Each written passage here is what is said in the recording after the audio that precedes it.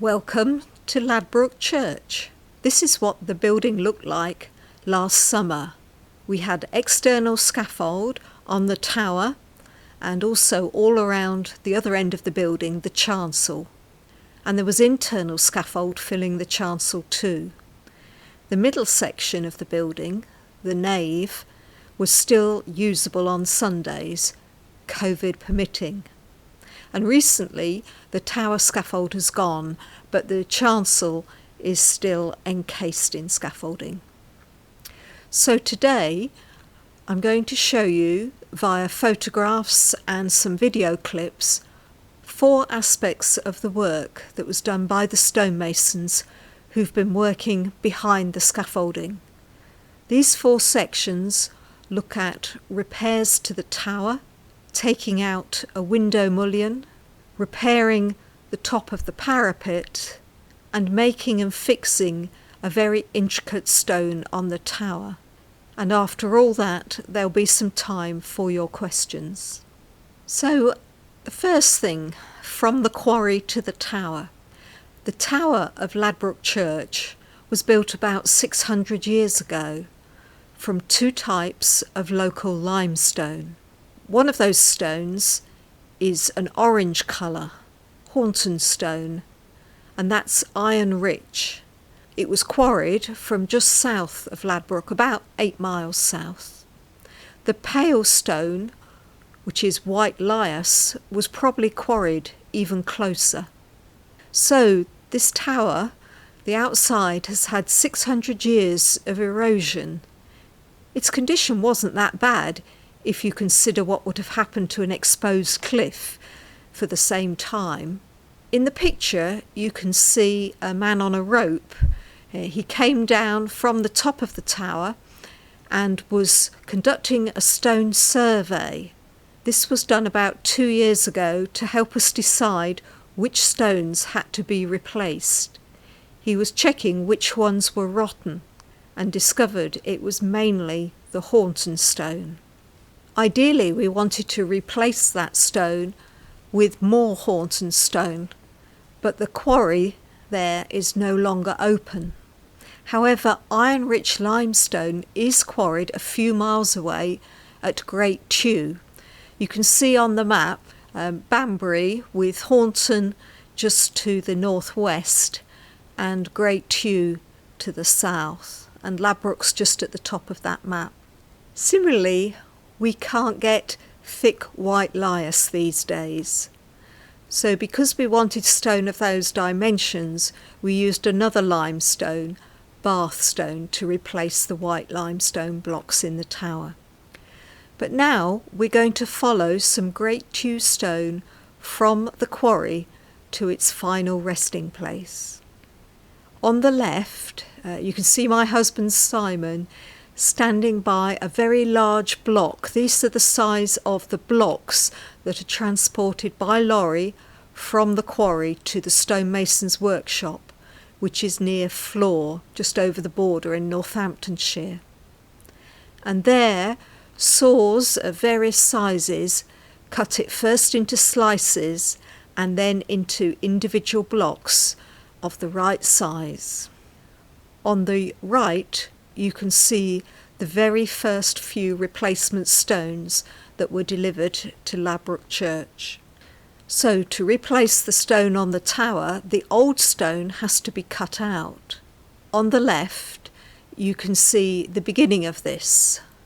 Luckily, if the stone is rotten, it's a relatively easy start using a tool called a breaker. It gets a bit harder and dustier as they go further in. Now, our tower walls are about 1 metre thick, 3 foot in old money. That would have originally been built as 2 sides with a rubble fill. But the repairs we did have just been to the outside and in fact just the front 6 inches or so. On the right, you can see a couple of holes that have been cut, so the old stone has been cut out and it's ready to receive the new. So these blocks that have been cut have to be lifted up to the right level of the scaffold. They can be lifted by hand using a rope pulley if they're small, but the heavier blocks, the bigger ones, are winched up with an electric winch. And then they're mortared in.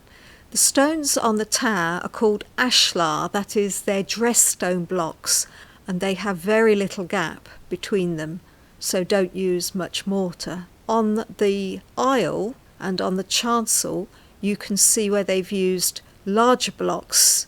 So when you can come to site, or when you're taking your exercise, you can have a look and see the different types of stone in different areas of the building.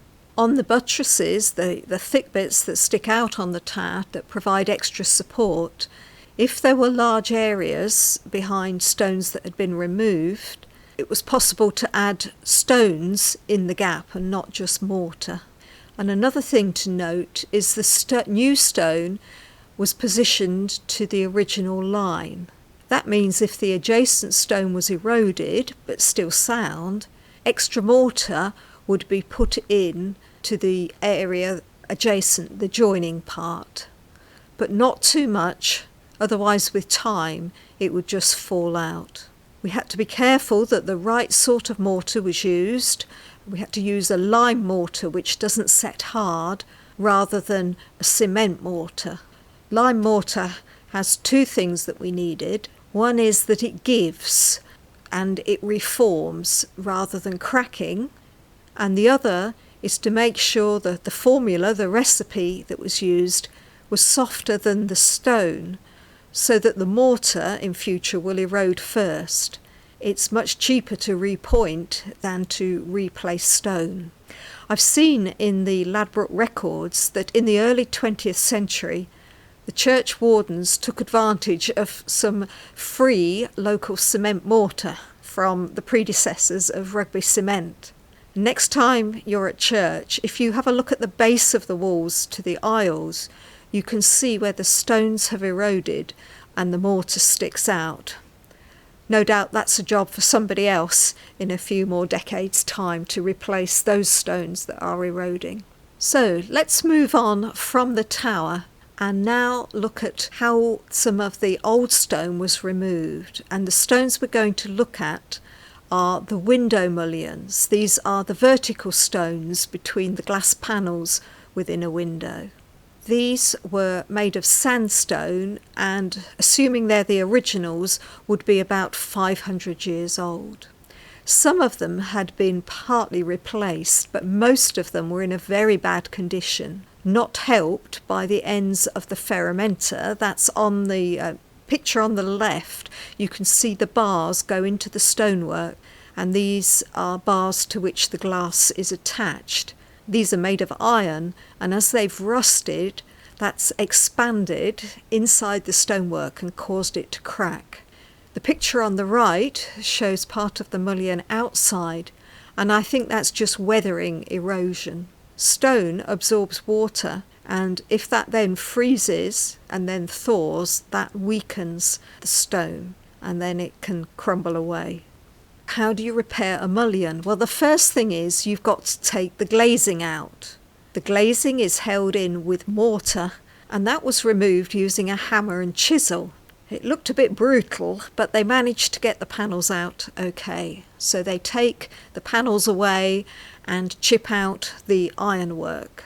The gaps are propped up to bear the weight of the stonework above, and then we've got a video that shows you them actually taking the mullions out. What you're going to see is just a minute or so of the most interesting part of several hours' work on each mullion. These are just the highlights.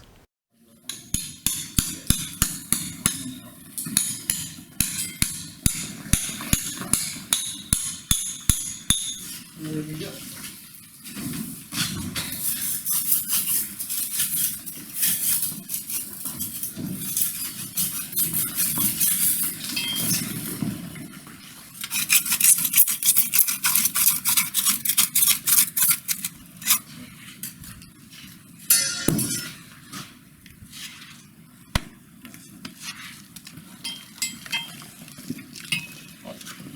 I'll do that one.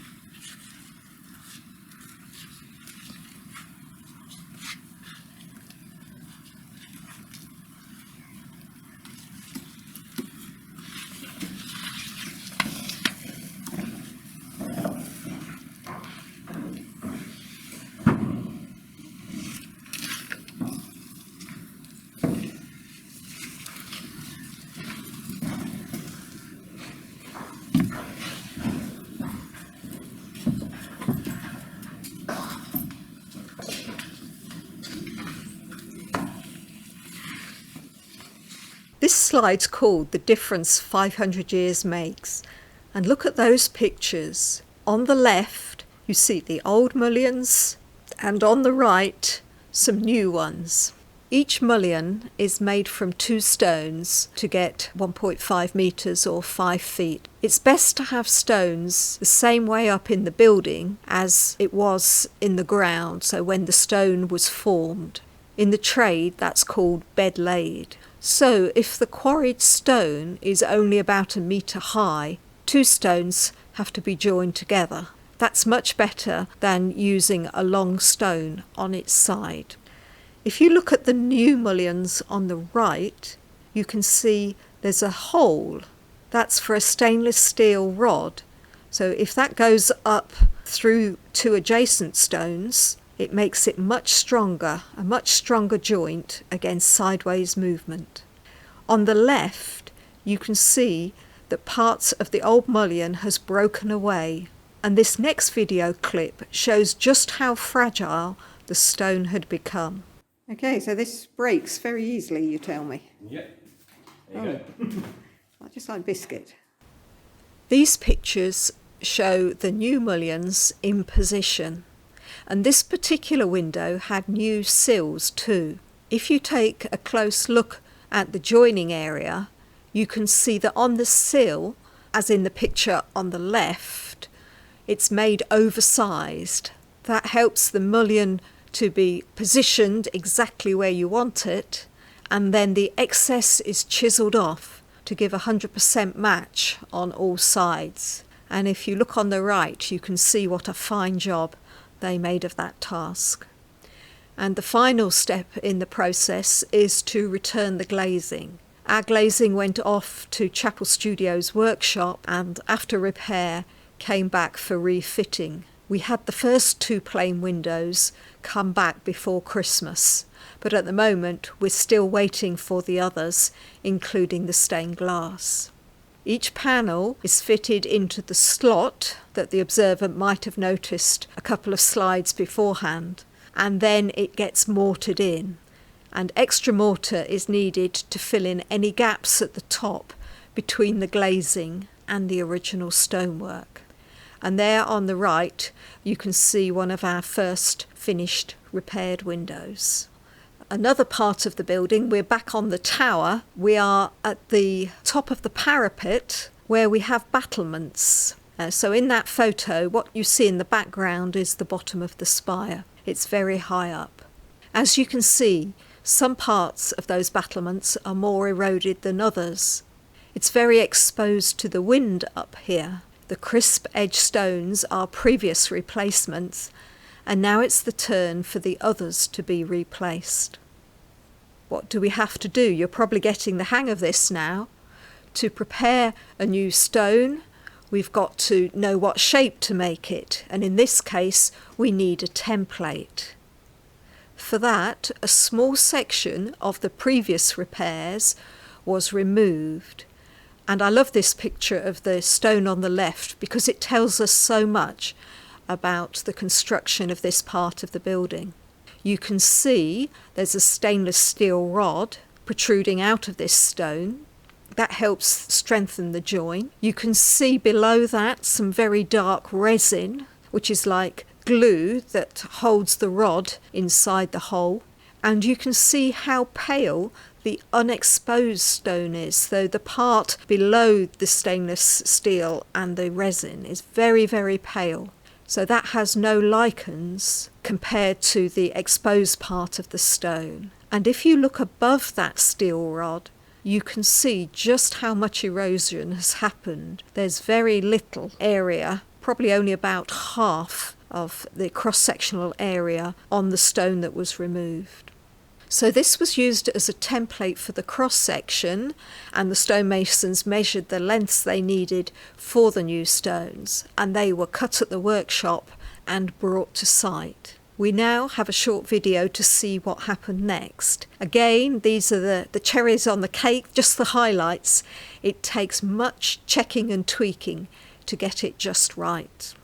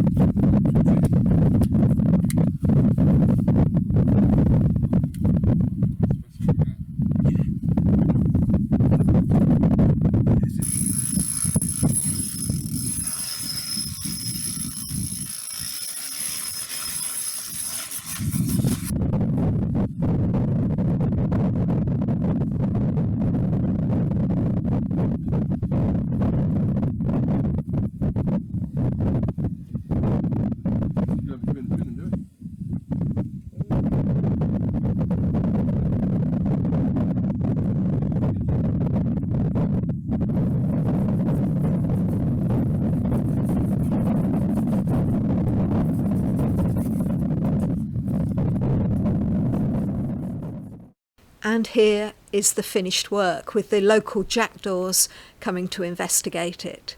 As you can see, there's a brilliant dimensional match, and by the time the scaffolding came down, that new stone was already looking less bright. As the lichens grow, it will become harder and harder to see the difference between the repairs and the stone that it's next to.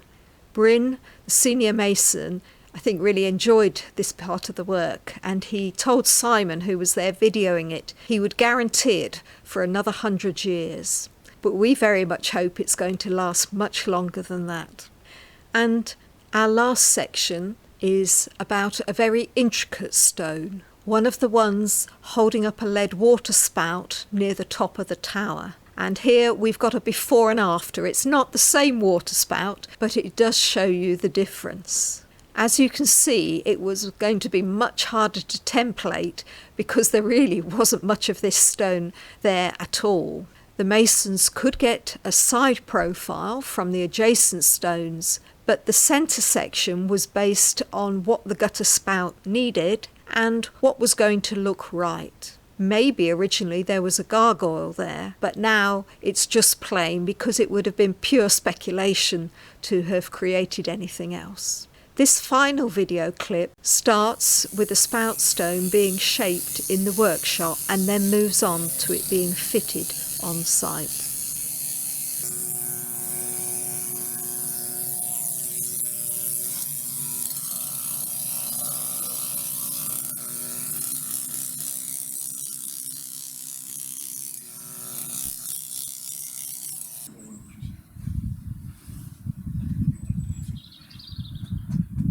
Your little boys silver. How did you say that?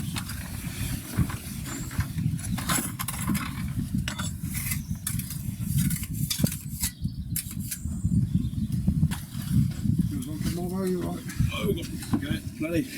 Some bit of blue rope was giving us resistance.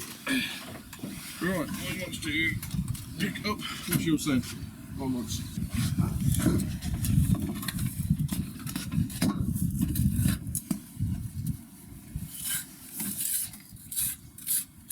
You want to go?